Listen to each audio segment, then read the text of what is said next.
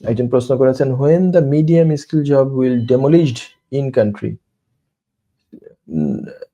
if care visa stops sponsoring from 22nd of July 2028, how can we switch or extend then?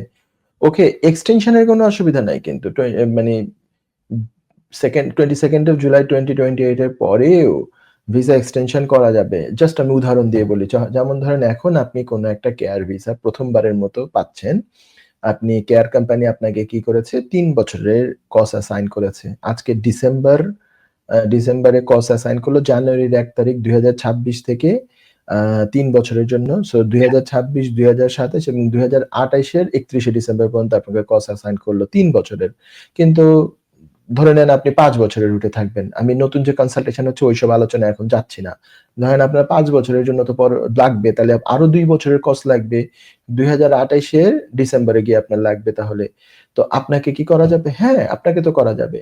মানে 2028 এর 22শে জুলাইয়ের পরে প্রথমবারের মতো কেউ কেয়ার ভিসায় ঢুকবে, এরকম কস্ট কাউকে ইস্যু করা যাবে না। এক্সটেনশন অ্যাপ্লিকেশন করা যাবে।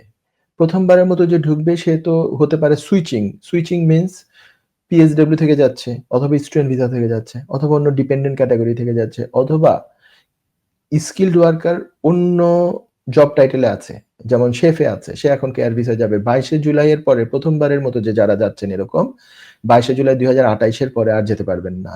কিন্তু এক্সটেনশন চলতে থাকবে, এক্সটেনশন তো স্টপ করে নাই, ঠিক আছে? এক্সটেনশনের জন্য পরবর্তীতেও কস অ্যাসাইন করা যাবে। যারা অলরেডি তখনই কেয়ার ভিসা আছে, 22শে জুলাই 2028 এর আগে থেকে কেয়ার ভিসার কস পেয়ে আছে, তাদের এক্সটেনশন পরবর্তীতে করা যাবে। তো সেটা স্টপ করে নাই কিন্তু। ফার্স্ট টাইম যারা যাবে তাদের জন্য স্টপ করেছে। আশা করি প্রশ্ন উত্তর পেয়ে গেছেন।